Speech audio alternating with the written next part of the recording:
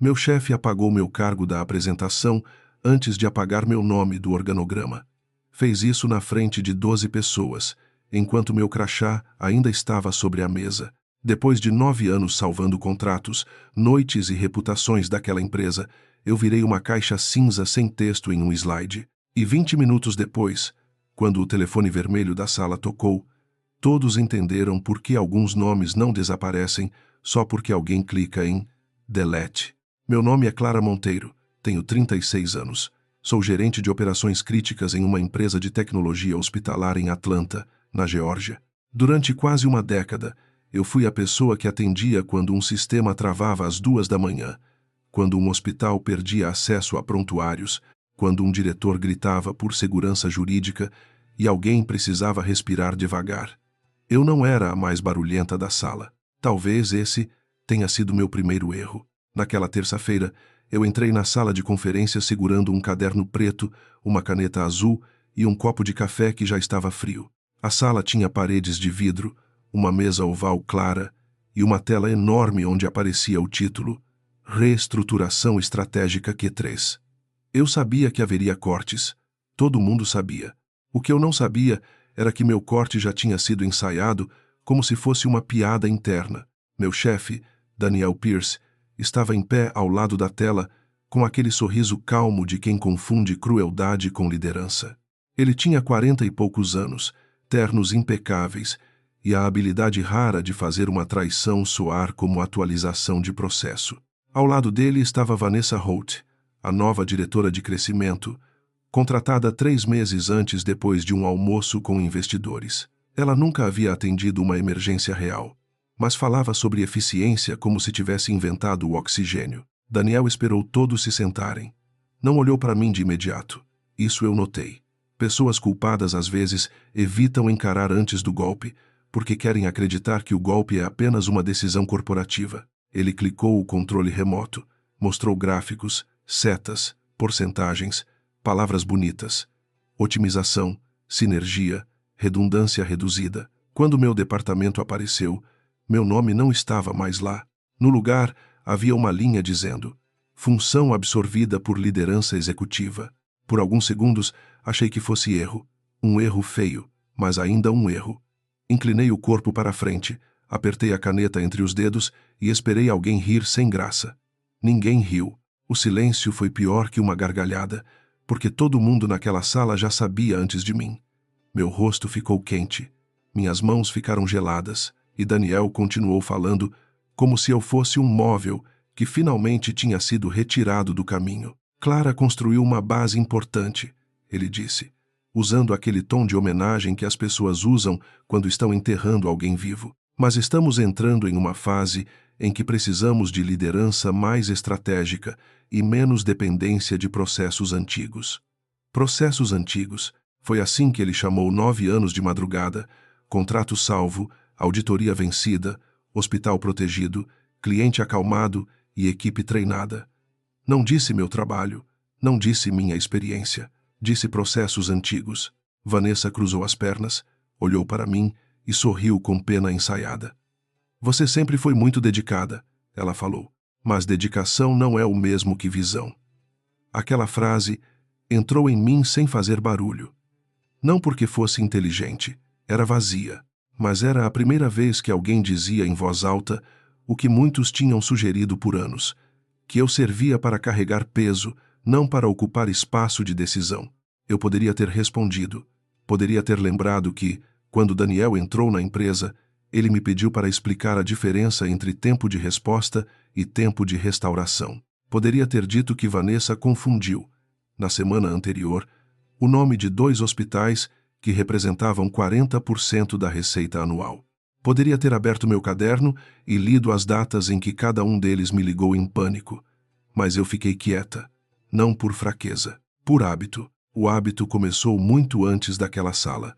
Começou quando eu era a filha mais velha de uma mãe viúva em Macon, trabalhando meio período em farmácia enquanto estudava à noite. Começou quando aprendi que se eu reclamasse, alguém sempre diria que havia gente pior. Começou quando meu primeiro gerente me chamou de confiável e depois passou minha ideia para outro homem apresentar.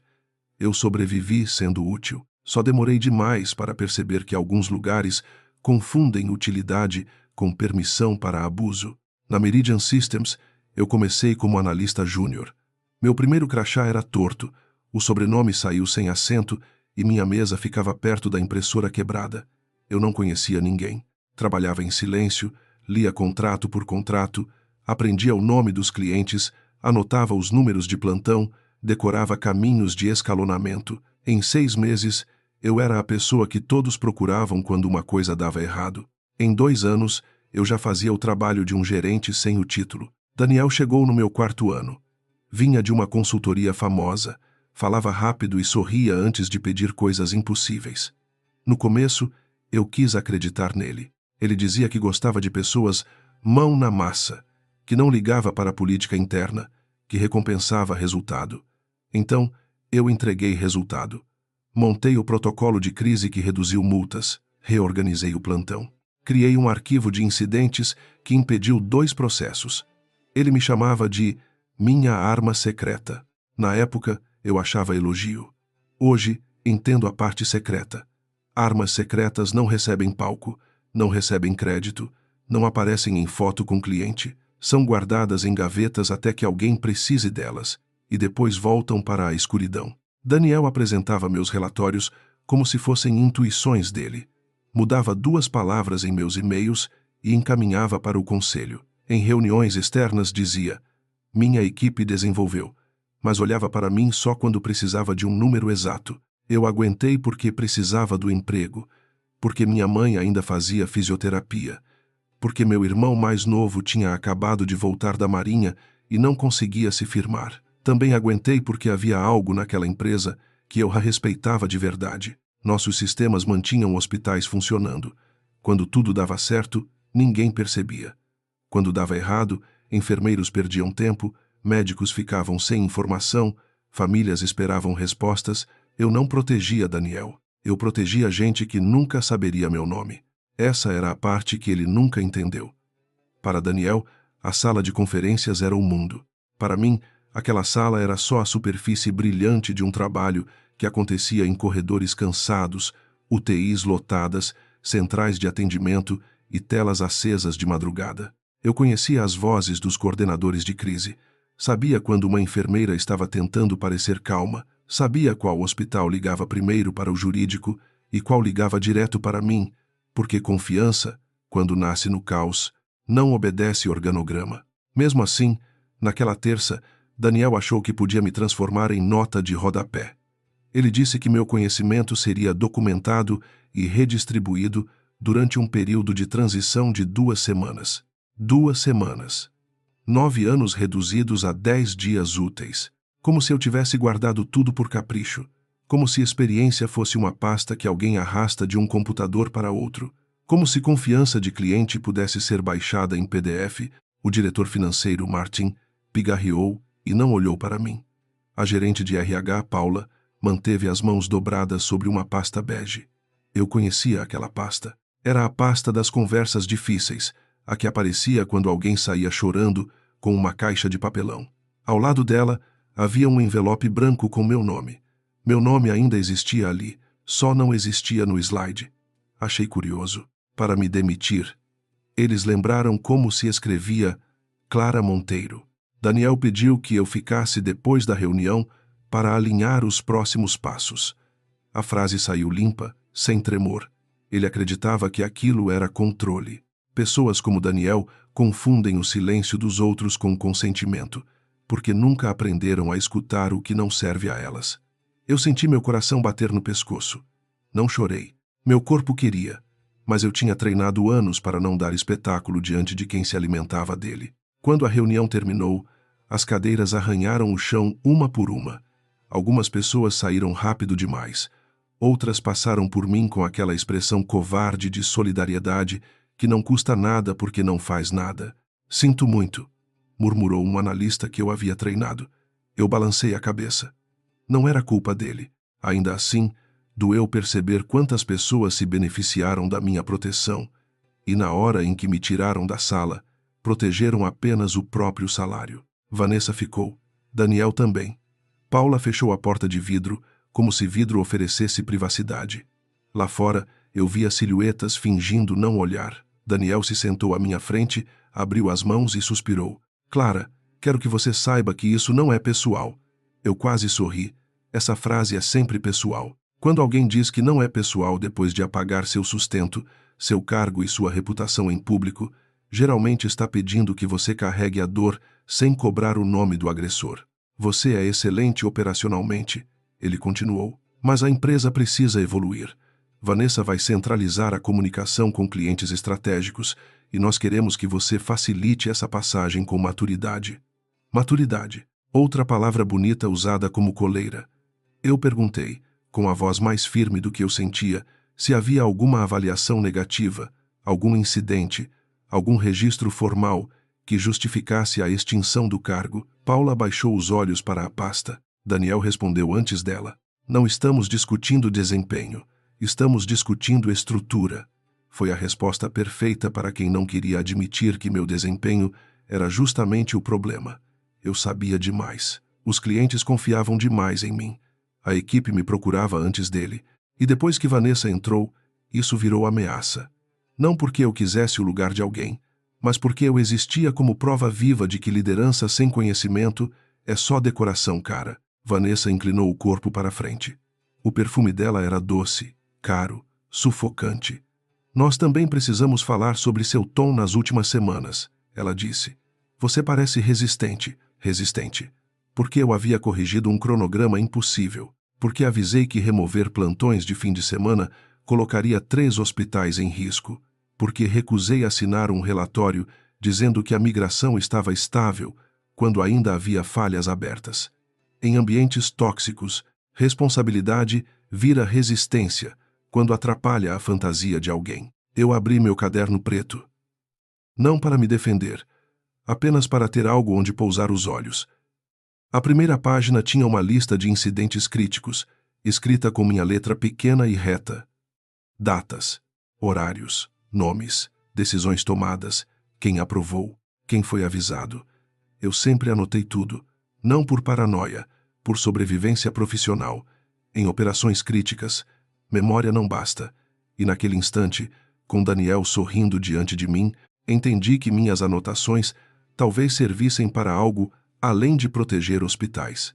Paula empurrou o envelope branco na minha direção. Dentro havia um pacote de desligamento, uma cláusula de confidencialidade e uma proposta de consultoria por 15 dias. 15 dias para treinar Vanessa. 15 dias para entregar meu mapa inteiro a quem tinha acabado de me chamar de ultrapassada. Daniel disse que era uma oferta generosa. Eu toquei a borda do envelope, mas não puxei. Pela primeira vez naquela manhã, deixei o silêncio ficar desconfortável para eles. Preciso ler antes de assinar qualquer coisa, eu disse. Minha voz saiu baixa, não fraca, baixa. Daniel apertou os lábios. Vanessa ergueu uma sobrancelha. Paula pareceu aliviada por eu não estar chorando. Esse foi outro detalhe que guardei. Eles não tinham medo da minha tristeza. Tinham medo da minha calma. Porque tristeza é fácil de administrar com lenços e frases prontas. Calma exige que alguém se pergunte o que a pessoa calada está vendo. Daniel tentou rir. Claro. Mas, Clara, esperamos cooperação. Você sempre foi parte da família Meridian. Família. A palavra caiu sobre a mesa como uma moeda falsa. Eu pensei, nas noites em que atendi ligações do hospital infantil, enquanto jantava comida fria no balcão da cozinha. Pensei no Natal em que resolvi uma falha de acesso enquanto minha mãe dormia no sofá. Pensei no bônus que Daniel recebeu naquele ano e no vale-presente de $50 que deixaram na minha mesa. Família não apaga alguém em um slide antes de conversar, respondi. Não planejei dizer aquilo. Saiu antes que eu pudesse polir. A sala ficou imóvel. Daniel perdeu o sorriso por meio segundo. E meio segundo foi suficiente para eu ver o que havia por baixo. Não era estratégia. Era raiva.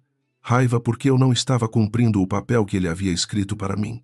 A mulher grata, a funcionária ferida, a subordinada útil até o último minuto. Vanessa quebrou o silêncio com uma voz macia demais.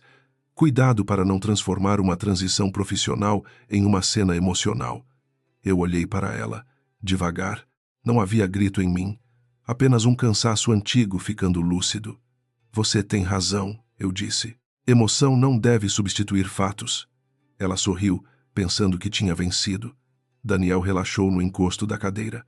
Paula prendeu a respiração. Nenhum deles percebeu que aquela foi a primeira frase verdadeira que alguém disse ali. Foi então que o telefone vermelho tocou. Ele ficava em uma pequena mesa lateral, perto da parede de vidro, e quase ninguém novo sabia o que significava.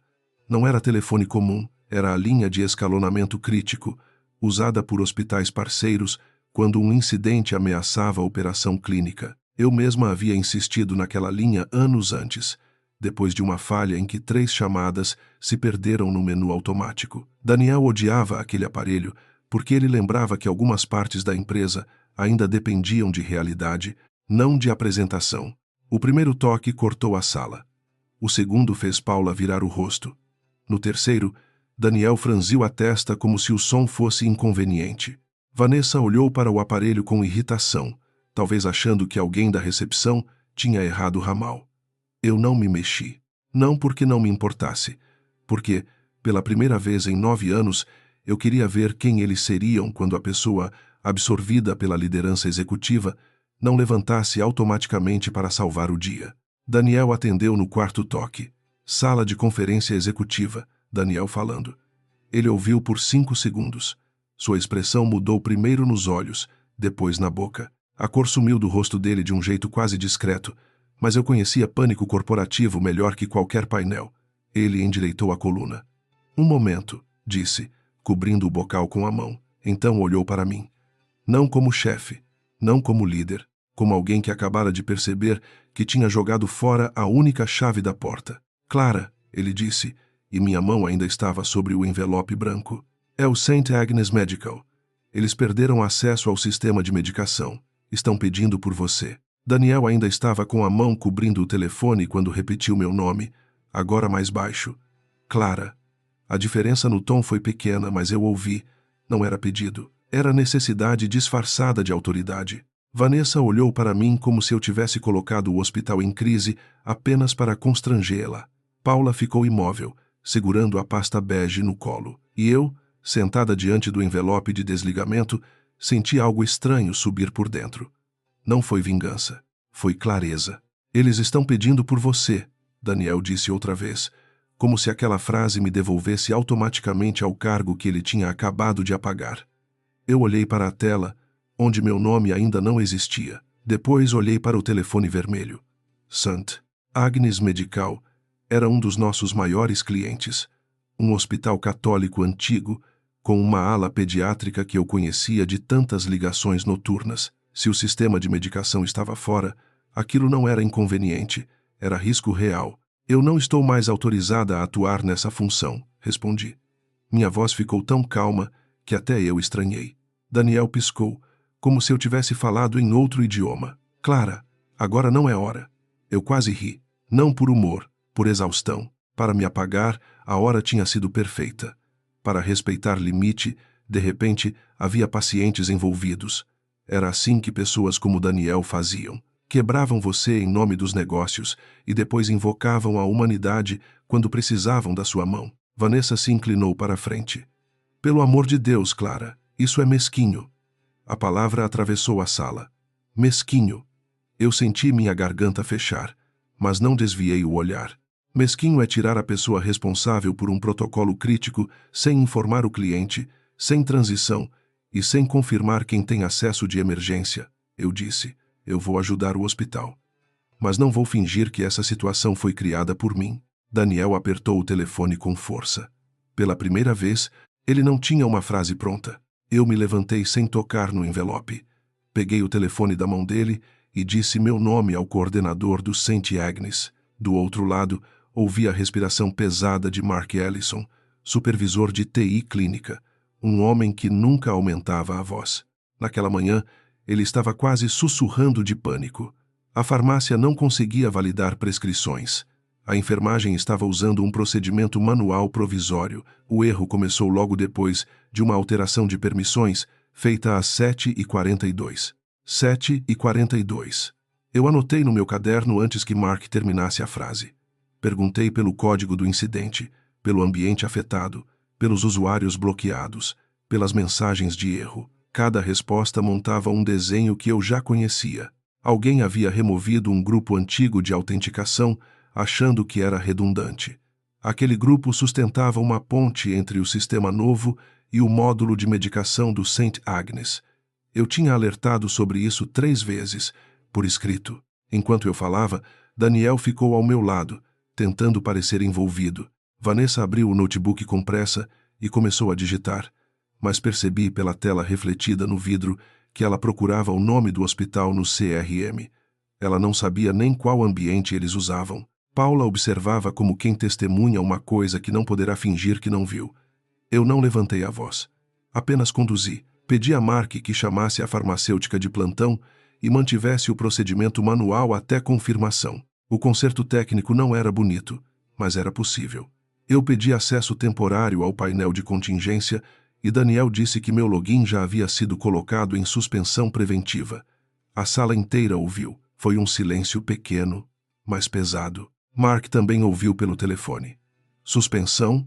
Ele perguntou. Eu fechei os olhos por um segundo. Daniel sussurrou que aquilo era padrão de desligamento. Padrão. Eles tinham removido minha autorização antes mesmo de garantir que alguém soubesse usar a chave reserva. Então Vanessa precisa executar o procedimento, eu disse. Ela levantou a cabeça rápido demais. Qual procedimento? Não houve crueldade na minha pergunta seguinte, só precisão.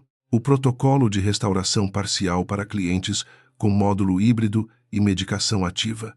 Ela abriu a boca, fechou, depois olhou para Daniel. Ali estava a verdade nua, sem slide, sem porcentagem, sem maquiagem executiva. Eles tinham absorvido minha função no papel, mas não tinham absorvido sequer a primeira página do trabalho. Daniel pediu que eu orientasse Vanessa. Eu disse que orientaria em voz alta com Paula presente, enquanto Mark permanecesse na linha. Não por teatralidade, por proteção. Eu havia aprendido que, quando uma mulher competente salva uma crise criada por líderes incompetentes, alguém precisa registrar que ela estava salvando, não causando. Paula pegou uma caneta. Daniel percebeu e não gostou. Vanessa percebeu e gostou menos ainda. Mesmo assim, fez o que eu mandei, porque naquele momento o hospital importava mais que o orgulho dela. Levamos 17 minutos para restaurar o acesso inicial. 17 minutos que pareceram mais longos que os 9 anos anteriores. A cada comando, eu ouvia Vanessa respirar pelo nariz, irritada por ser guiada pela pessoa que acabara de diminuir. A cada confirmação, Mark repetia, recebido, Clara, sem pedir Daniel, sem pedir Vanessa. Quando a farmácia validou a primeira prescrição, senti meus joelhos fraquejarem. Não de vitória, de alívio. Gente real tinha ficado pendurada no fio de uma decisão vaidosa. Quando desliguei, Daniel soltou uma risada curta. Falsa. Ótimo. É exatamente por isso que precisamos de uma transição colaborativa. Eu olhei para ele e entendi que ele já estava tentando roubar até aquele momento. Não havia gratidão. Havia cálculo. Se eu aceitasse a consultoria, ele transformaria minha intervenção em prova de que o plano funcionava. Se eu recusasse, ele me chamaria de instável. Era uma armadilha com 2 portas, ambas pintadas com a palavra profissionalismo. Quero o registro completo desse incidente anexado ao meu arquivo, eu disse a Paula. Ela levantou os olhos. Daniel respondeu, antes dela. Não vamos dramatizar. Eu apoiei as 2 mãos na mesa. Um cliente crítico perdeu acesso por causa de uma alteração feita no mesmo dia em que a responsável pelo protocolo foi retirada sem transição operacional. Isso não é drama, é sequência de eventos. Vanessa fechou o notebook com força. Você está tentando se fazer indispensável. Eu respirei devagar. Eu queria dizer que não precisava tentar, mas não disse. Algumas frases dão prazer por um segundo e custam controle depois. Estou tentando garantir que pacientes não paguem por uma reorganização mal executada, respondi. Daniel sorriu daquele jeito fino. Cuidado, Clara. Esse tom pode afetar os termos da sua saída. A ameaça foi limpa, corporativa, quase elegante. Ali estava o golpe verdadeiro. Não era só meu cargo, era minha reputação, minha indenização, minha capacidade de sair sem uma sombra no currículo. Paula empurrou a pasta de novo. Havia um aditivo agora, escrito em linguagem fria. Eu poderia prestar consultoria durante 15 dias, sem admissão de vínculo, mediante confidencialidade ampliada e liberação total de qualquer reivindicação futura. Em troca, receberia um valor que parecia generoso, até você perceber o que comprava. Comprava meu silêncio, comprava meus registros, comprava o direito de Daniel dizer ao conselho que tudo havia sido organizado. Comprava a chance de Vanessa aprender comigo enquanto fingia me substituir. Eu pedi uma cópia digital. Paula disse que enviaria. Daniel queria assinatura naquele mesmo dia. Para evitar ruído, ele explicou. Ruído era outra palavra útil. Ruído era qualquer verdade dita no momento errado. Ruído era cliente descobrindo que a pessoa em quem confiava tinha sido removida sem aviso. Ruído era o conselho percebendo que a reestruturação tinha sido feita como maquiagem para promover a protegida de Daniel. Ruído era eu deixando de ser a mulher quieta no canto. Saí daquela sala com meu caderno preto, minha caneta azul e o envelope fechado. Minha mesa ficava no 5º andar, perto da janela que dava para o estacionamento. Eu tinha uma planta pequena, uma foto da minha mãe no dia em que voltou a andar sem bengala, 3 canecas e uma gaveta cheia de crachás antigos de conferências hospitalares. A segurança ainda não tinha sido chamada. Isso me deu alguns minutos. Às vezes, dignidade começa em coisas pequenas, como escolher o que vai dentro da própria caixa. Enquanto eu guardava minhas coisas, meu time fingia trabalhar. Eu ouvia teclas sem ritmo, cadeiras rangendo, respirações presas. Maia, a analista mais jovem, veio até mim com os olhos vermelhos. Eu não sabia que fariam assim, ela sussurrou. Eu acreditei. Maia ainda tinha aquela esperança de que bons resultados protegiam boas pessoas. Eu também já tive. Coloquei uma mão no ombro dela e disse apenas: documente seu trabalho, sempre. Ela entendeu mais do que eu conseguia explicar. Antes de sair do sistema, fiz o que qualquer gerente responsável faria. Baixei os relatórios pessoais permitidos pela política, encaminhei para meu e-mail privado apenas documentos de RH que diziam respeito a mim, e exportei minha lista de conquistas, avaliações e treinamentos entregues. Não toquei em dados de cliente. Não precisava. O que importava já estava onde sempre esteve: nos e-mails enviados, nos tickets com horário, nas aprovações de mudança, nas atas em que meu aviso aparecia antes do erro. Também deixei uma pasta compartilhada, organizada, porque eu não era Daniel. O nome da pasta era Continuidade Operacional, Procedimentos Validados. Dentro havia versões antigas e novas, comentários, alertas e restrições. Eu não apaguei nada, não sabotei nada. A vingança mais limpa, às vezes, é não se tornar o monstro que esperavam usar como desculpa. Se algo quebrasse depois, não seria por ausência de documentação, seria porque ler é diferente de entender, e entender é diferente de respeitar. Quando voltei do banheiro, Daniel estava junto à minha mesa. Vanessa estava com ele. Ele segurava a minha caneca branca, a que dizia Check the timestamp. Foi presente de Mark, do Sant, Agnes, depois de uma crise antiga em que provei que uma falha não tinha sido causada pelo hospital. Daniel olhou a frase e deu um sorriso pequeno. Você sempre gostou desses detalhes. Eu peguei a caneca da mão dele com cuidado. Detalhes costumam dizer a verdade antes das pessoas. Vanessa cruzou os braços. Não transforme sua saída em narrativa de vítima, Clara. Eu coloquei a caneca na caixa. Não preciso transformar nada. Vocês fizeram isso em uma sala de vidro. Ela ficou vermelha, mas Daniel ergueu a mão para interromper. Nós vamos comunicar internamente que você decidiu buscar novas oportunidades após a reestruturação. Ali estava a segunda traição do dia. Primeiro, apagaram meu cargo. Depois tentariam escrever minha saída como escolha, como se eu tivesse caminhado alegremente para fora. Não autorizo essa frase, eu disse. Daniel riu baixo. Você não controla a comunicação corporativa. Era verdade, eu não controlava. Mas ele também não controlava todos os registros, todas as caixas de entrada, todas as memórias de pessoas que tinham me visto atender a linha vermelha depois de ser removida. Naquele momento, porém, eu não tinha palco nem poder. Só tinha uma caixa de papelão, um caderno preto e a sensação amarga de sair pela porta enquanto meu trabalho ficava preso no prédio. O elevador desceu devagar. No espelho, vi meu rosto pálido, minha boca firme, meus olhos molhados sem derramar. Eu pensei que choraria no estacionamento, mas não chorei. Sentei no carro, coloquei a caixa no banco do passageiro e fiquei olhando para o crachá sobre a planta. 9 anos cabiam em uma caixa mediana. Era uma constatação indecente. Liguei o motor, mas não saí. Meu telefone vibrou. Era uma mensagem de Mark, do St. Agnes. Clara, o que aconteceu hoje não parece normal. Se precisar que eu confirme a sequência, eu confirmo. Fiquei olhando para a tela por muito tempo. A mensagem não me devolvia o emprego, não apagava a humilhação. Mas era a primeira prova externa de que eu não estava imaginando a violência daquele dia. Respondi apenas, obrigada, guarde os horários.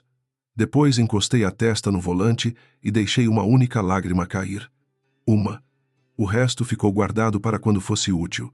Nas 2 semanas seguintes, a Meridian tentou me transformar em fantasma obediente. Recebi e-mails pedindo pequenas confirmações, rápidos esclarecimentos, orientações informais.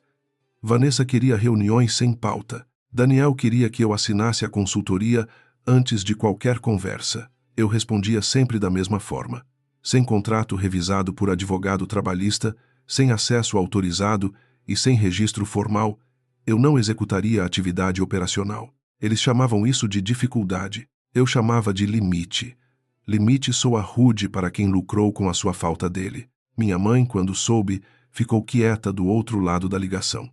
Ela conhecia aquele silêncio porque também viveu versões dele em fábricas, balcões e escritórios onde mulheres eram elogiadas por suportar demais. Você está com medo? Ela perguntou. Eu disse que sim. Porque estava. Tinha aluguel, seguro de saúde, remédios dela, contas. Coragem não pagava boleto. Mas medo também não assinava documento injusto. Minha mãe respirou fundo e disse, então não deixe o medo pegar a caneta. Foi por isso que levei o pacote a uma advogada indicada por uma ex-colega. O nome dela era Ruth Calder, cabelo grisalho curto e uma paciência que parecia afiada. Ela leu cada página sem fazer careta, o que me assustou mais do que qualquer reação dramática. Depois perguntou se eu tinha avaliações, e-mails sobre alertas ignorados, registros do incidente do St. Agnes e prova de que meu acesso foi suspenso antes da transição. Abri meu caderno preto. Ruth olhou para ele como quem vê uma porta. Isso não é vingança, ela disse, folheando minhas anotações. Isso é linha do tempo. Aquela frase ficou comigo. Linha do tempo. Eu sempre achei que escrevia para lembrar. Talvez estivesse escrevendo para impedir que mentissem sobre mim. Depois, Ruth me orientou a não responder ligações, só e-mails, a não entregar nada sem contrato específico, a não assinar confidencialidade ampliada e, principalmente, a não permitir que a vergonha me fizesse correr para provar valor a quem já conhecia meu valor e decidiu explorá-lo. No 13º dia depois da reunião, a Meridian enviou o comunicado interno. Maia me encaminhou uma foto da tela, tremendo de raiva. Após 9 anos de contribuição, Clara Monteiro decidiu seguir novos caminhos profissionais. Agradecemos sua colaboração durante este período de transição. Eu li a frase sentada na minha cozinha, com a caneca Check the Timestamp ao lado do computador. Decidiu. Colaboração. Transição. 3 palavras limpas cobrindo uma sala de vidro, uma exclusão pública e uma linha vermelha tocando. Eu poderia ter quebrado ali. Em parte, quebrei.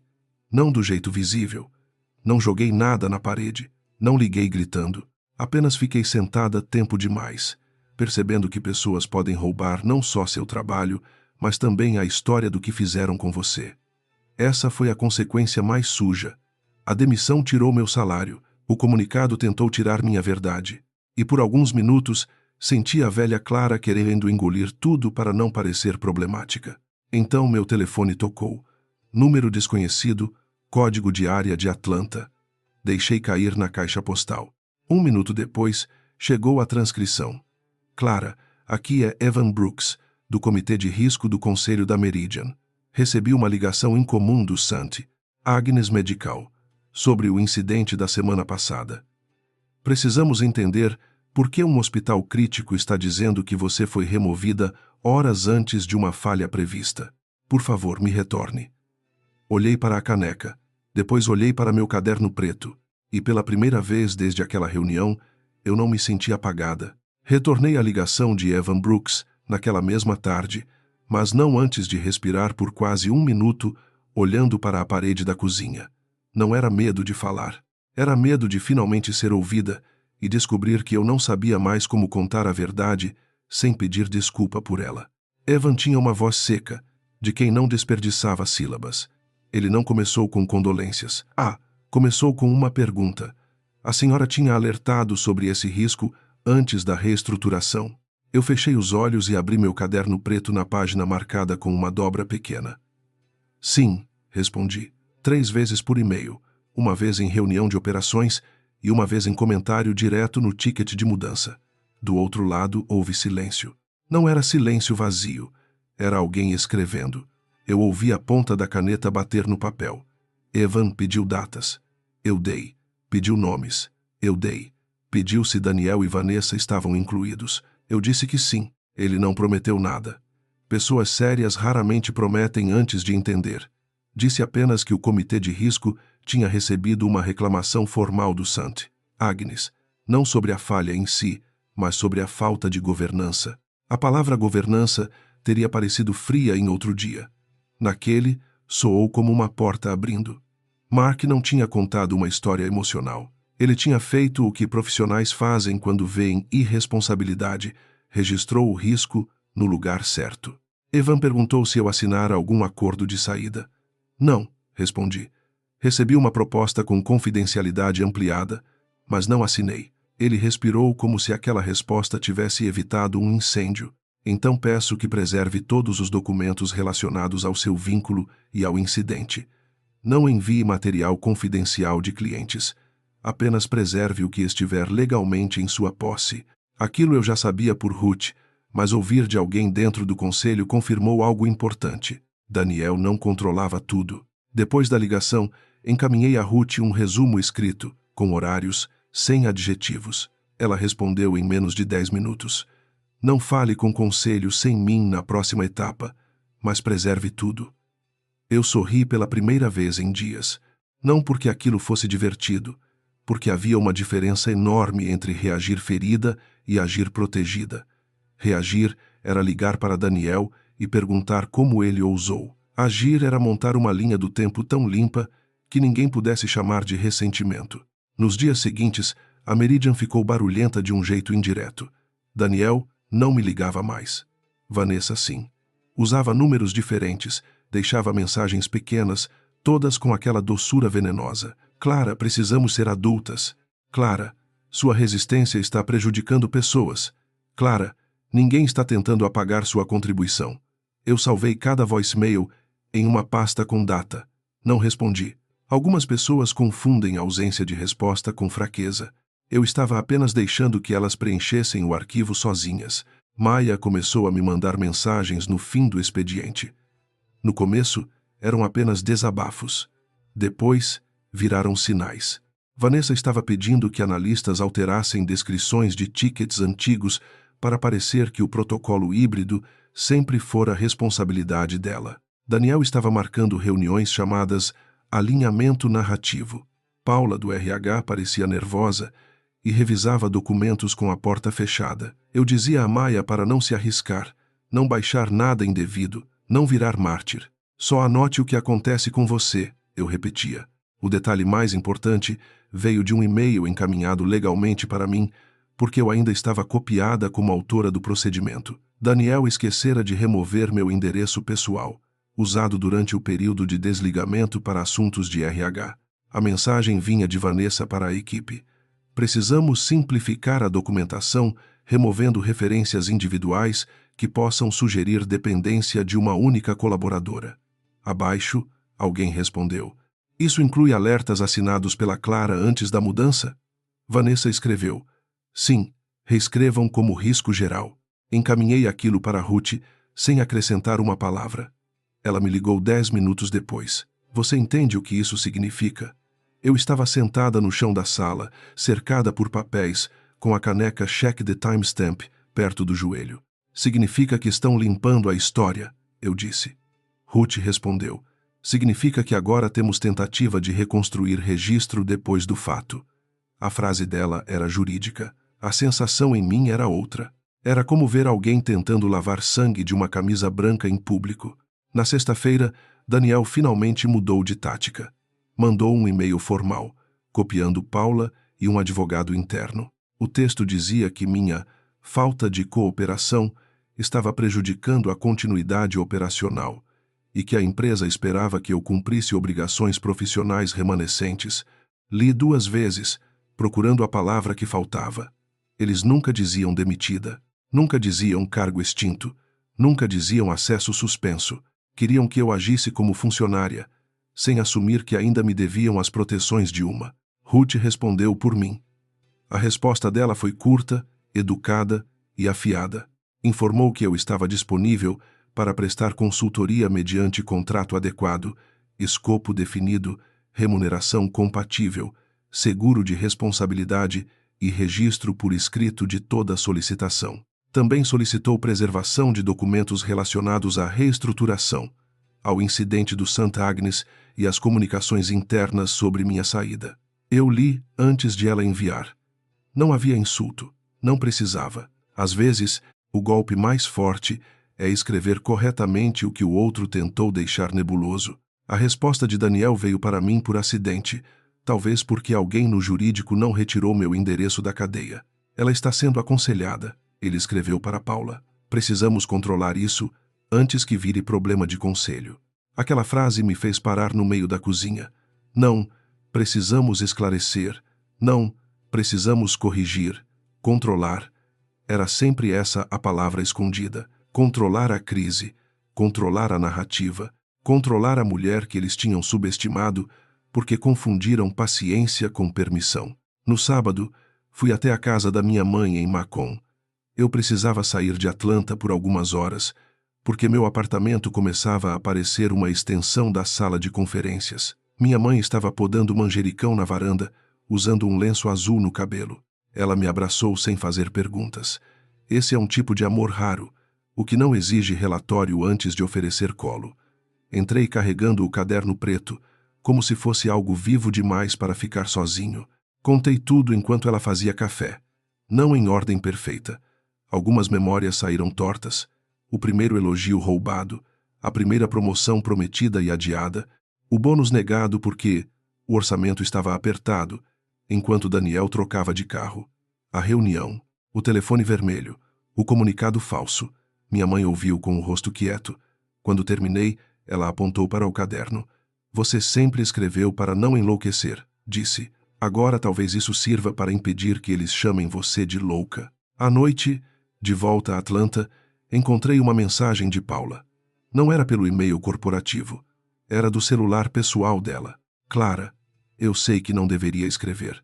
Daniel está pressionando para dizer que você recusou transição antes do incidente. Eu tenho a ata original da reunião, com horário. Não sei o que fazer. Fiquei olhando a tela, sentindo uma mistura estranha de compaixão e raiva. Paula não me defendera naquela sala, mas covardia também tem graus, e alguns covardes acordam tarde demais. Não respondi sozinha. Enviei a Ruth. Ela orientou que qualquer comunicação de Paula fosse voluntária, sem pedido meu de documento confidencial. Então escrevi apenas: Paula, fale com seu próprio advogado ou com o canal do conselho. Não envie nada que viole política. Apenas diga a verdade no canal correto. A resposta demorou meia hora. Obrigada, ela escreveu. Depois mais nada. Eu entendi. Para algumas pessoas, dizer a verdade não começa com coragem. Começa com medo ficando maior que a lealdade errada. Na segunda-feira, Evan Brooks enviou um convite formal para uma reunião remota com o comitê de risco, Ruth, um representante jurídico externo e eu. O assunto era revisão de incidente e transição operacional. Não clara, não saída, não. Ressentimento. Incidente e transição. As duas coisas que Daniel tentara separar agora estavam na mesma linha. Ruth me preparou por quase 2 horas. Responda apenas o que for perguntado. Não interprete intenção. Mostre sequência. Datas vencem drama. Passei a noite anterior organizando tudo na mesa da cozinha. Meu caderno preto à esquerda, e-mails impressos por ordem de data, avaliações de desempenho com frases de Daniel elogiando minha liderança em crise, o ticket de mudança com meu comentário, não remover grupo híbrido, até validação do módulo de medicação do St. Agnes, a captura do comunicado interno dizendo que eu decidira sair, o voicemail de Vanessa me chamando de resistente, e no centro, a caneca branca, check the timestamp. Enquanto eu montava a pasta, percebi algo que me deu tristeza, em vez de orgulho.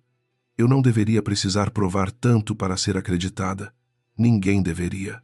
Mas algumas pessoas constroem reputação justamente para poder duvidar dos outros com aparência de bom senso. Daniel tinha título, sala, terno, acesso ao conselho. Eu tinha datas. Durante anos achei que datas eram pequenas demais contra poder. Naquela noite, entendi que poder gosta de esquecer. E datas são o modo como a verdade se recusa. A reunião começou às 9 da manhã. Evan apareceu na tela com expressão neutra. Havia 2 pessoas do jurídico externo e uma mulher chamada Marianne Cho, membro independente do conselho. Ruth estava ao meu lado, no meu apartamento, usando óculos de leitura e uma calma que ocupava a sala. Daniel entrou 3 minutos atrasado. Vanessa entrou logo depois. Paula não apareceu. Daniel sorriu como se aquilo fosse apenas um mal-entendido administrativo. Agradeço a oportunidade de esclarecer, disse ele. Eu reconheci aquele tom. Era o mesmo tom da sala de vidro. O tom de quem acredita que a primeira narrativa dita em voz alta vira chão para todos os outros pisarem. Daniel explicou que a reestruturação era planejada, que minha função havia sido integrada, que minha saída estava sendo conduzida com generosidade, mas que eu reagira de modo emocionalmente compreensível e atrasara a transição. Vanessa completou dizendo que o incidente do St. Agnes era infeliz, mas não relacionado. Ruth colocou a mão de leve sobre meu antebraço antes que eu respondesse. Não era para me calar, era para me lembrar do ritmo. Evan perguntou quando meu acesso fora suspenso. Daniel disse que não tinha o horário exato.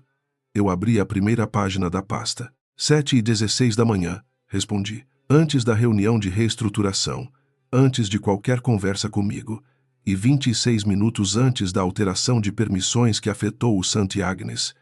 A tela ficou muito quieta. Vanessa apertou os lábios. Daniel tentou corrigir. Isso foi um procedimento automático de segurança. Evan perguntou quem aprovou.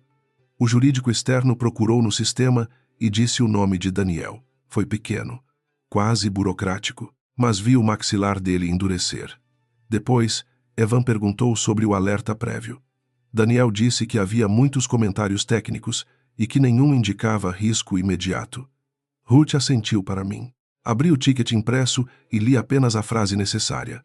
Curta, clara, datada, impossível de enfeitar. Marianne Cho, que ainda não tinha falado, inclinou-se para a câmera. Senhora Holt, a senhora validou esse módulo antes de assumir a comunicação com o cliente? Vanessa sorriu, mas o sorriso não alcançou os olhos. Minha função era estratégica. A execução técnica era da equipe. Qual equipe? Perguntou Marianne. Vanessa hesitou. Era uma hesitação mínima, mas em reunião de risco, hesitação tem peso. Ela disse que os procedimentos estavam documentados. Evan perguntou se ela havia lido o protocolo híbrido antes da mudança. Ela não respondeu de imediato. Então Daniel fez o que homens como ele fazem quando perdem o controle dos fatos. Tentou transformar a mulher em problema. Com todo respeito, estamos dando muita atenção a uma ex-funcionária descontente. Clara sempre foi competente, mas tinha dificuldade em delegar e aceitar mudanças. Essa dependência excessiva é justamente o que a reestruturação buscava resolver. Eu senti a frase tocar a ferida antiga. A mulher difícil, a mulher apegada, a mulher que segura conhecimento. A versão elegante de me chamar de obstáculo. Dessa vez, não sangrei por dentro. Apenas virei outra página. Tenho avaliações de desempenho assinadas por Daniel nos últimos 4 anos, descrevendo minha delegação como excelente e meu treinamento de equipe como modelo para outros departamentos. Ruth distribuiu os arquivos pelo chat seguro. Evan abriu. Marianne também. Daniel não sorriu mais. Vanessa olhou para baixo. Eu não disse, mentiroso. Não precisei. Quando a própria assinatura de alguém contradiz sua fala, a verdade entra na sala sem levantar a voz.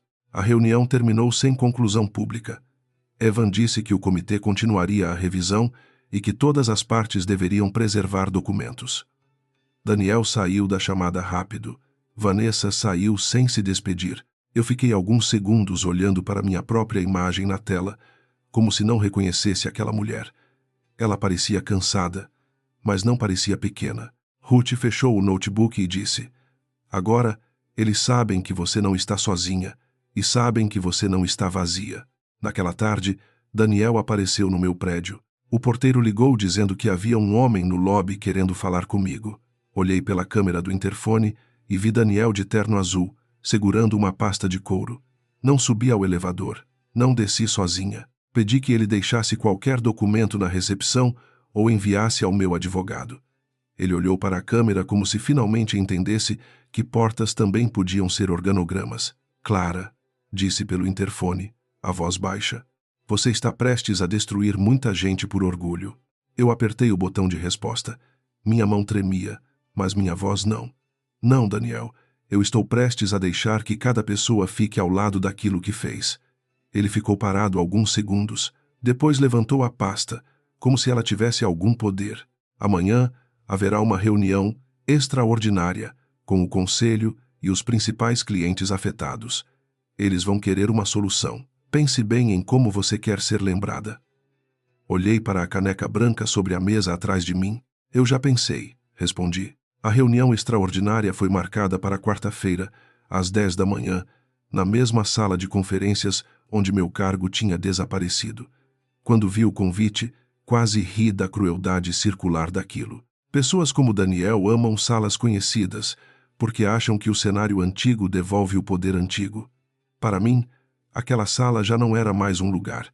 Era uma fotografia com timestamp. Era vidro, mesa oval, tela grande, telefone vermelho e um envelope branco que eu nunca assinei. Ruth insistiu para irmos juntas. Ela não levantava a voz, não fazia ameaças, não usava frases dramáticas. Entrou no prédio comigo, como se estivesse entrando em um banco para resolver uma assinatura. Eu levei uma pasta azul, meu caderno preto e a caneca branca dentro de uma sacola. Ruth ergueu uma sobrancelha quando viu. Você vai levar isso? Eu disse que sim. Não era superstição, era lembrete. Algumas verdades precisam de objeto para não serem engolidas pelo ambiente. No elevador, reconheci meu próprio reflexo nas portas de metal. Eu parecia mais arrumada do que me sentia. Blazer cinza, cabelo preso, brincos pequenos, maquiagem leve para esconder noites ruins. Mas meus olhos estavam diferentes. Antes, naquela empresa, eu entrava tentando não incomodar. Naquela manhã, entrei sem pedir licença à minha própria presença. Isso muda a postura de uma pessoa. Não a torna invencível, só torna mais difícil dobrá-la com frases bonitas. Quando as portas se abriram no 5º andar, o corredor pareceu prender a respiração. Pessoas olharam por cima dos monitores e desviaram rápido. Maia estava perto da impressora, segurando uma pasta contra o peito. Nossos olhos se encontraram por um segundo. Ela não sorriu. Apenas inclinou a cabeça, quase imperceptível. Aquele gesto pequeno me atravessou mais do que aplausos teriam feito. Em lugares onde o medo trabalha expediente integral, um sinal silencioso também é coragem. Daniel já estava na sala. Vanessa também. Evan Brooks estava sentado perto da tela, com Marianne Shaw ao lado. Havia 2 representantes jurídicos, Paula do RH, Martin do financeiro e, em vídeo, Mark Ellison do St. Agnes Medical. Na tela, vi também a diretora clínica do hospital, irmã Catherine Doyle, uma mulher de rosto sério que eu conhecia apenas por e-mail. Daniel me viu entrar e sorriu de modo controlado. Era o sorriso de quem ensaiou. Clara, ele disse, como se me recebesse em casa. Obrigado por vir com espírito construtivo. Ruth colocou sua pasta na mesa antes de eu responder. Minha cliente está aqui para responder perguntas factuais. Daniel apertou os dentes de leve. Vanessa olhou para minha pasta azul e depois para a sacola.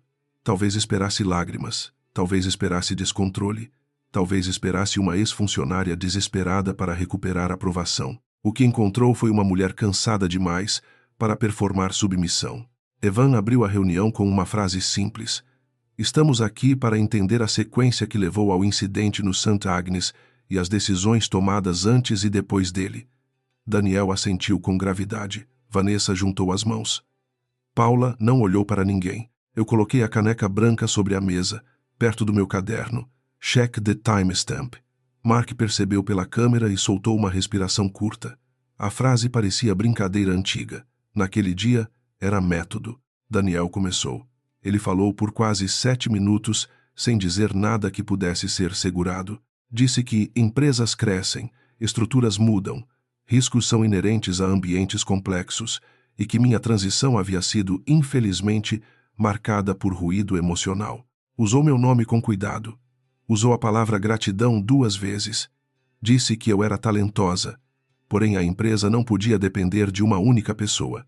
Era um discurso bonito para quem não conhecia os documentos. Eu conhecia todos. Vanessa continuou com slides. Novos slides. Dessa vez, meu nome apareceu em uma nota de rodapé. Ex-gerente de operações. Ela mostrou um gráfico afirmando que o incidente estava ligado à falha herdada de documentação. Eu senti algo frio no estômago. Falha herdada. Era assim que tentariam enterrar o fato de que haviam ignorado meus alertas. Daniel olhou para mim com uma calma quase paternal, como se dissesse: veja como é fácil reescrever você quando temos a tela. Quando Vanessa terminou, Evan perguntou se eu queria responder. Ruth olhou para mim. Eu abri o caderno preto, mas não li de imediato. Primeiro olhei para a sala, para a parede de vidro, para o lugar onde meu envelope tinha estado, para o telefone vermelho. Depois falei devagar. Não vou discutir se a empresa tinha direito de reestruturar. Esse não é o ponto. O ponto é que a Meridian removeu uma função crítica, suspendeu acesso antes da transição e depois tentou alterar registros para esconder o risco conhecido. Daniel soltou um riso curto. Essa é uma acusação séria. Sim, respondi. Por isso trouxe timestamps. Ruth distribuiu o primeiro pacote. Na tela, apareceu o log de suspensão do meu acesso. 7h16 da manhã. Aprovado por Daniel Pierce. Em seguida, a alteração de permissões. 7h42. Solicitada sob iniciativa de consolidação conduzida por Vanessa Holt. Depois, o primeiro chamado do St. Agnes. 8h59. A reunião em que me comunicaram a extinção só terminou às 9h12. A sala mudou de temperatura sem o ar-condicionado mudar. Martin se inclinou para a frente. Marianne fez uma anotação. Mark ficou imóvel na tela. Daniel tentou intervir. A suspensão de acesso fazia parte de um protocolo padrão. Evan perguntou: por que executar o protocolo antes de garantir cobertura operacional em cliente crítico? Daniel abriu a boca. Vanessa respondeu por ele. Porque Clara já havia documentado os procedimentos. Eu virei a página. Documentar não transfere competência quando o procedimento exige validação antes de execução. Mostrei o ticket de mudança. Meu comentário estava ali, com data, hora e alerta específico. Não remover o grupo híbrido até validação do módulo de medicação do St. Agnes. Ao lado, a aprovação de Daniel. Abaixo, uma resposta de Vanessa. Vamos seguir. O risco parece teórico. Ruth não precisou dizer nada. Marianne leu a frase em voz alta, sem drama. O risco parece teórico. Na tela, irmã Catherine fechou os olhos por um segundo. Quando abriu, olhava para Daniel. Vanessa ficou vermelha, mas tentou se recuperar. Esse comentário foi feito em contexto de pressão por prazo. Clara frequentemente sinalizava riscos excessivos. Eu passei para o próximo documento, avaliação anual assinada por Daniel, 4 meses antes. Clara demonstra excelente julgamento na identificação de riscos críticos e evita escalonamentos desnecessários. Depois outra. Sua leitura antecipada de dependências operacionais economizou multas e preservou relação com clientes. Não li tudo, só deixei as assinaturas aparecerem. Às vezes, a hipocrisia precisa apenas de luz. Daniel apoiou as mãos na mesa. Estamos perdendo o foco. Eu o encarei. Concordo. O foco é o hospital. Então Mark falou pela primeira vez. A voz dele saiu firme, mas tensa, do lado do St. Agnes. A perda de acesso ocorreu exatamente no módulo que Clara havia nos dito, meses antes, que dependia de validação especial. Durante a chamada de emergência, a Meridian nos informou, na prática, que ela já não tinha acesso. Isso nos preocupou tanto quanto a falha. Irmã Catherine continuou. Quero ser clara. Não estamos aqui para interferir em decisões de pessoal da Meridian. Estamos aqui porque nossa equipe foi colocada em contingência por uma decisão operacional que parece ter sido tomada sem responsabilidade adequada. E porque a única pessoa capaz de explicar a dependência havia acabado de ser removida. A sala ficou silenciosa. Daniel queria que eu parecesse vingativa, mas naquele momento o cliente falava, e cliente não chorava por mim. Cliente falava por risco. Vanessa tentou sorrir para a câmera. Compreendo a preocupação, irmã Catherine. Por isso assumimos liderança centralizada. Mark respondeu, antes que ela continuasse. Com respeito, Sra. Holt, no dia do incidente a senhora não soube identificar nosso ambiente sem orientação da Clara. O golpe foi simples e devastador. Vanessa virou o rosto como se procurasse apoio. Daniel não olhou para ela. Pessoas como ele usam aliados enquanto eles servem. Quando começam a afundar, viram mobília. Evan passou ao segundo ponto. A alegação de alteração posterior de registros. Paula respirou fundo. Pela primeira vez, ela levantou os olhos. Daniel ficou rígido. Eu não sabia se ela falaria. Não contava com isso. Ruth tinha me preparado para seguir apenas com o e-mail que havia chegado a mim. Mas Paula colocou uma pasta sobre a mesa. A pasta bege, a mesma que um dia carregara meu envelope branco. Aquele objeto voltou à sala como testemunha cansada. Eu preciso registrar uma correção, Paula disse. A voz dela tremia, mas continuou. Na reunião de desligamento, Clara não recusou transição antes do incidente. O incidente ocorreu durante a própria reunião, depois que a empresa já havia suspendido o acesso dela. A ata original mostra isso. Também fui orientada a redigir o comunicado interno usando a frase "decidiu seguir novos caminhos", embora Clara não tivesse pedido desligamento voluntário. Daniel disse o nome dela como aviso. Paula. Ela não parou. Também recebi solicitação para classificar as mensagens dela como resistência comportamental. Paula continuou. Eu não me opus no momento, e isso foi errado. A confissão não foi heróica, foi atrasada, imperfeita, humana, mas foi suficiente para arrancar de Daniel a máscara lisa. Você está interpretando mal uma orientação de comunicação, ele disse. Paula abriu a pasta e entregou uma impressão a Evan. Esta é a orientação escrita. Evan leu. Não falou de imediato. Quando levantou os olhos, Daniel já sabia. Ruth então colocou o voicemail de Vanessa no sistema de áudio, após confirmar a autorização para uso na reunião. A voz dela encheu a sala, doce e ameaçadora. Clara, precisamos ser adultas. Ninguém está tentando apagar sua contribuição. O áudio terminou. Ruth exibiu o comunicado interno, onde meu nome aparecia como alguém que decidiu sair, e o slide da reestruturação onde meu cargo tinha sido absorvido antes de qualquer conversa. Ninguém está tentando apagar, Ruth disse. Só isso. Vanessa perdeu a paciência. Isso é uma campanha pessoal. Ela está humilhada porque não foi promovida. Eu senti a velha ferida tentar abrir. O 4º ano, quando Daniel prometeu meu cargo. O 6º, quando disse que o conselho ainda não estava pronto. O 8º, quando Vanessa chegou por cima de um trabalho que ela não entendia. Mas eu não fui até ali para implorar reconhecimento. Fui para impedir que usassem minha dor como cortina. Não estou pedindo promoção, eu disse. Estou pedindo que parem de mentir sobre a minha saída e sobre o risco que criaram. Marianne Cho fechou a pasta diante dela. Sr. Pierce, a senhora Monteiro foi removida antes de haver substituição validada?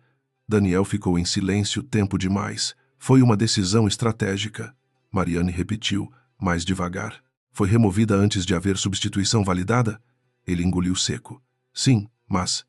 Ela o interrompeu. Senhora Holt, a senhora aprovou a remoção de dependência que não havia validado pessoalmente?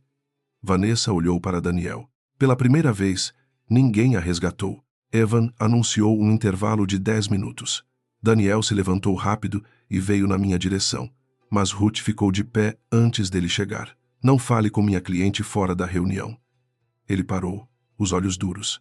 Você não entende o dano que está causando, disse para mim, ignorando Ruth.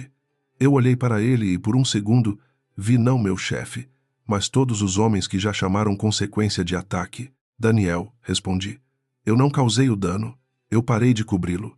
Depois do intervalo, a reunião foi curta. Evan informou que Daniel seria colocado em licença administrativa imediata enquanto a investigação externa continuasse. Vanessa seria removida da liderança de contas críticas e teria acessos suspensos até revisão técnica. O comunicado interno seria corrigido. O St. Agnes receberia um relatório formal e a Meridian criaria uma exigência de validação independente antes de mudanças em ambientes hospitalares. Não era um final de cinema. Era melhor. Era real. Consequência escrita em linguagem que não dependia de aplauso. Daniel empurrou a cadeira para trás. Depois de tudo que fiz por esta empresa, vocês vão aceitar isso? A frase parecia familiar. Gente como ele sempre descobre a palavra lealdade quando perde o controle. Vanessa chorou sem lágrimas, dizendo que fora colocada em uma posição impossível. Ninguém riu. Ninguém precisou. A sala inteira tinha assistido à diferença entre uma posição impossível e uma posição assumida sem preparo. E, pela primeira vez, eu não precisei traduzir o óbvio. Evan virou-se para mim. Senhora Monteiro, a empresa gostaria de discutir um acordo separado com sua advogada. Eu sabia o que aquilo significava. Dinheiro, correção de registro, talvez consultoria legítima, talvez uma carta que dissesse o que o comunicado roubou. Eu olhei para Ruth. Ela assentiu quase nada. Então olhei para o telefone vermelho na mesa lateral. Ele não tocou. Não precisava. Naquele momento, a emergência era outra. Impedir que meu nome continuasse preso à mentira deles. Eu discuto termos por escrito, eu disse. Mas não volto para consertar uma cultura que só me respeitou quando teve medo. A frase saiu sem tremor. Daniel olhou para mim como se eu tivesse traído uma dívida. Vanessa abaixou a cabeça. Paula chorava em silêncio. Mark, na tela, fez um pequeno aceno. Irmã Catherine disse apenas: obrigada por proteger nossos pacientes quando não era mais obrigada. Foi a primeira vez, em semanas, que uma gratidão não parecia moeda falsa. Quando saí da sala, Maya estava no corredor. Ela não deveria estar ali, mas estava. Tinha os olhos cheios de água e as mãos apertadas na frente do corpo. Eles vão mandar outro comunicado? Perguntou baixo. Vão, respondi. E desta vez, leia os horários. Ela soltou uma risada pequena, quase quebrada. Entreguei a ela minha caneca branca. Ela arregalou os olhos. Clara, isso é seu. Eu balancei a cabeça. Agora é de quem fica e precisa lembrar. Desci no elevador com Ruth ao meu lado e a pasta azul mais leve do que antes. Lá fora, Atlanta continuava igual. Carros passando, buzinas distantes, gente correndo para reuniões que pareciam urgentes até a vida provar o contrário. Eu pensei que sentiria triunfo. Senti cansaço. Um cansaço limpo, diferente do cansaço de ser explorada. Era o corpo entendendo que a ameaça tinha nome, data e resposta. Era a alma percebendo que a porta finalmente abrira para fora. No estacionamento, meu telefone vibrou. Um e-mail da Meridian tinha chegado para todos os funcionários. Abri sem respirar direito. Correção de comunicado anterior. Clara Monteiro não solicitou desligamento voluntário. Sua posição foi eliminada durante reestruturação atualmente sob revisão. A empresa reconhece sua contribuição crítica em operações hospitalares e está cooperando com a avaliação externa. Não era perfeito. Nenhum texto corporativo devolve 9 anos. Mas ali, na palma da minha mão, estava a primeira mentira oficialmente retirada. Ruth tocou meu ombro. Agora começa a parte difícil. Eu olhei para ela. Achei que essa era a parte difícil. Ela guardou os óculos na bolsa. Não. Difícil é decidir o que fazer quando eles oferecem dinheiro, desculpas e uma versão confortável de encerramento. Eu pensei em Daniel, dizendo família. Pensei em Vanessa, dizendo visão. Pensei em Paula, segurando a pasta bege. Pensei em Maia, segurando minha caneca. E soube que a vitória ainda não era o final. Porque naquela mesma noite, Daniel me mandou um e-mail pessoal com apenas uma frase. Você ganhou a reunião, Clara, mas ainda não sabe o quanto isso vai custar. O e-mail de Daniel ficou aberto na minha tela por quase 5 minutos. Uma frase só.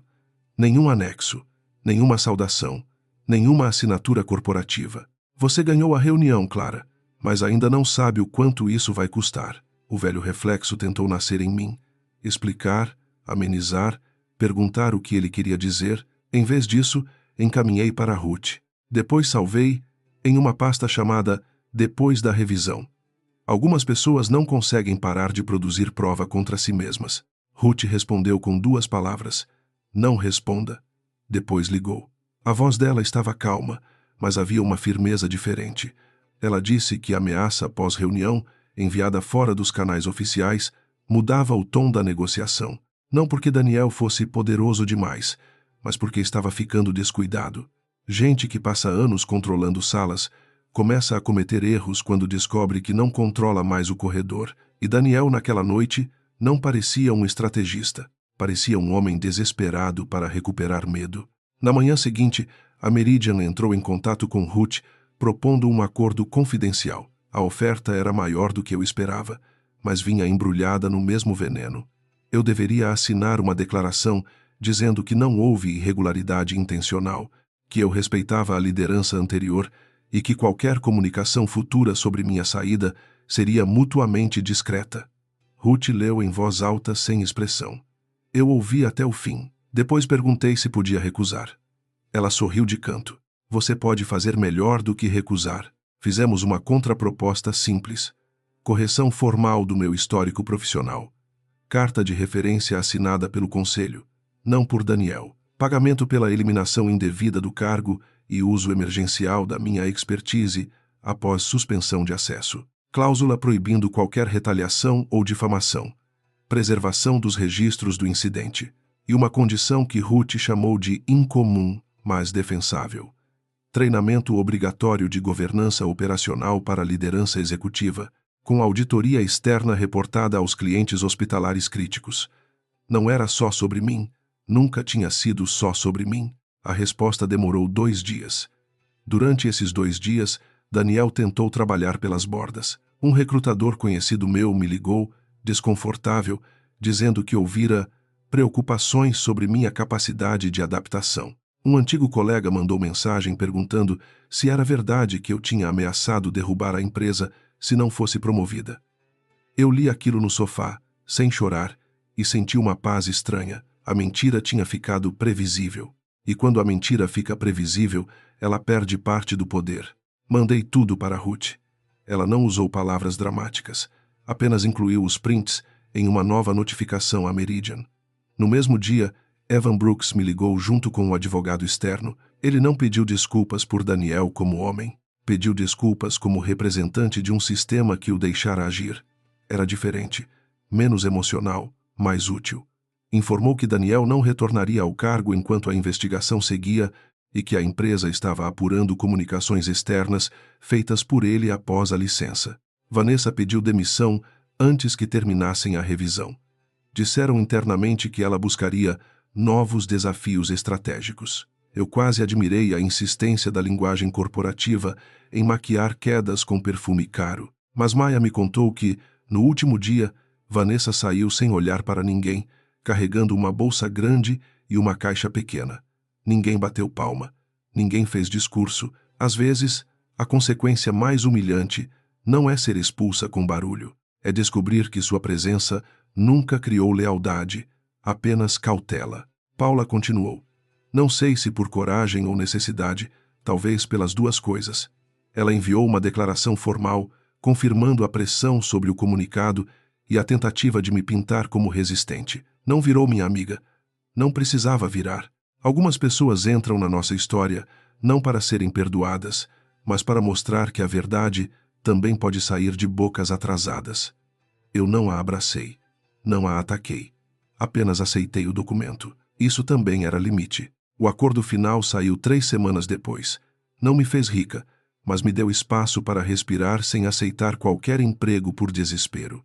A carta do conselho dizia que eu havia liderado operações críticas, protegido clientes hospitalares e identificado riscos relevantes antes do incidente do St. Agnes.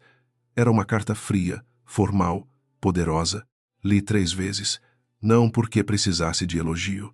Porque durante semanas tentaram me convencer de que minha história era exagero. Ver a verdade em papel timbrado não curou tudo, mas devolveu o chão.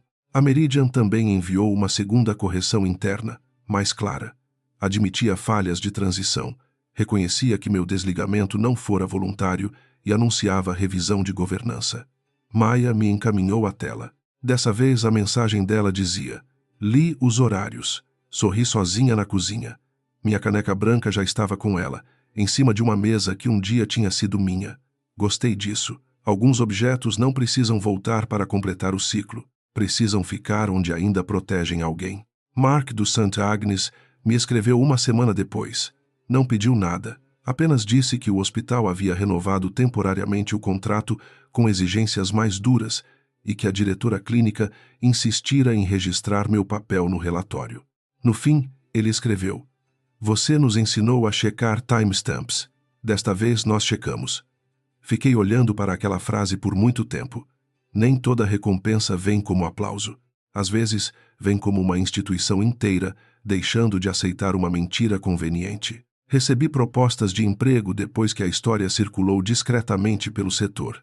Não viralizou. Não foi manchete. Não precisou.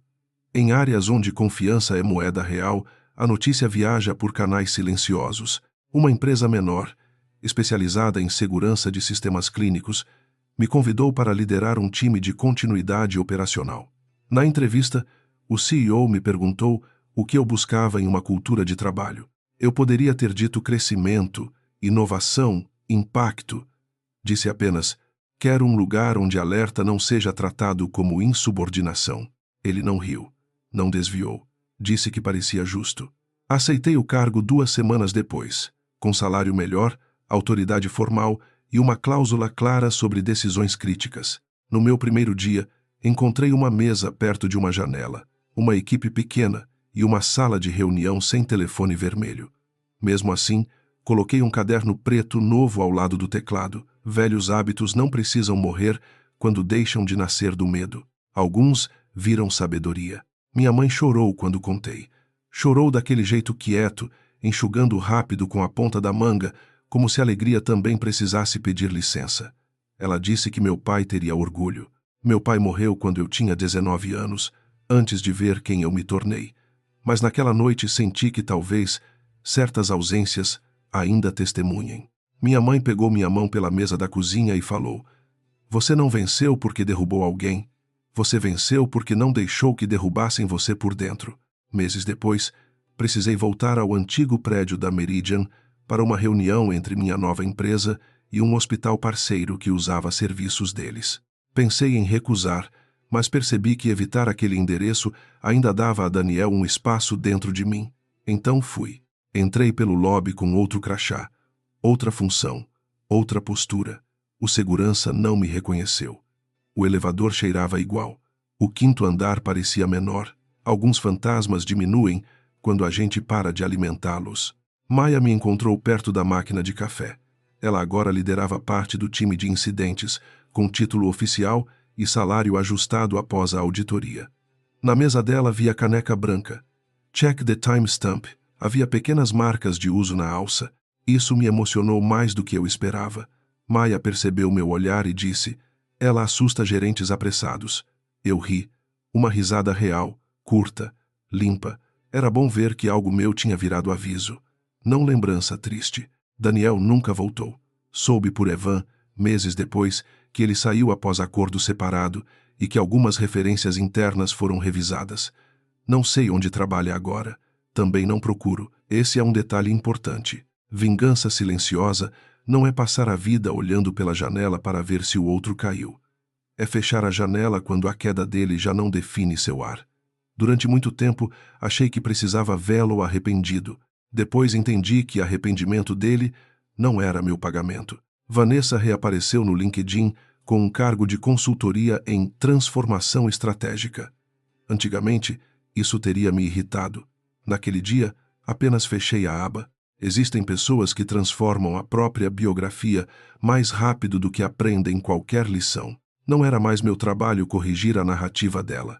Eu já tinha corrigido a minha onde importava. Essa também foi uma cura difícil.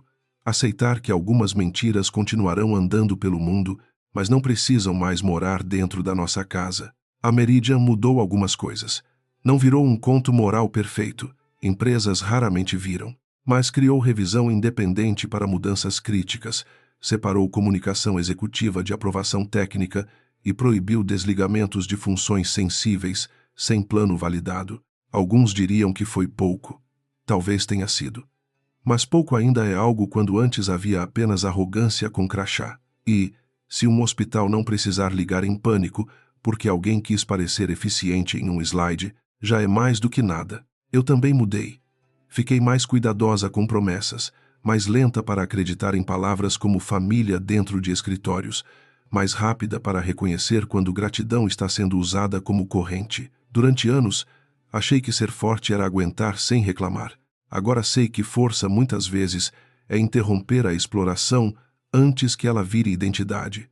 Não é amargura, é discernimento, e discernimento custa caro, porque geralmente nasce depois de uma humilhação que ninguém deveria ter vivido. O caderno preto antigo fica em uma caixa no alto do armário.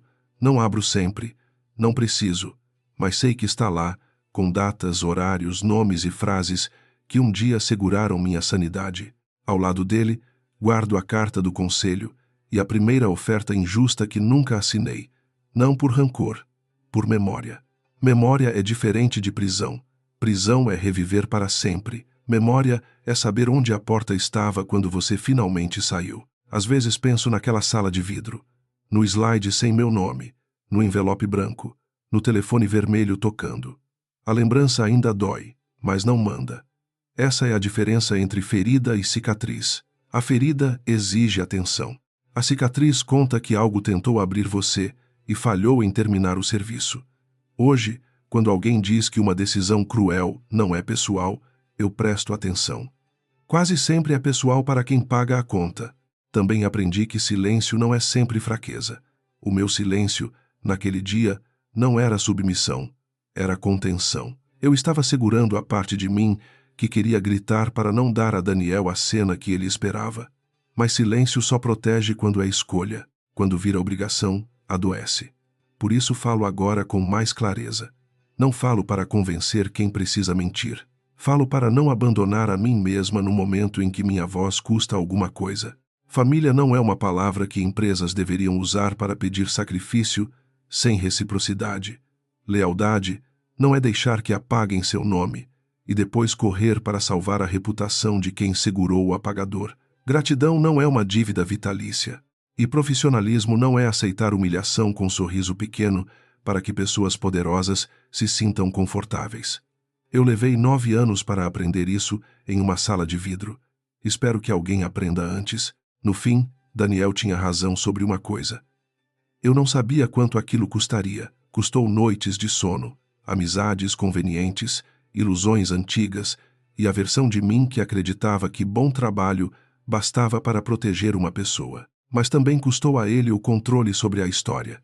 E isso foi o preço que ele nunca calculou, porque depois de 9 anos de dedicação, eles apagaram meu cargo em uma reunião, mas foi a ligação de emergência que apagou a mentira deles.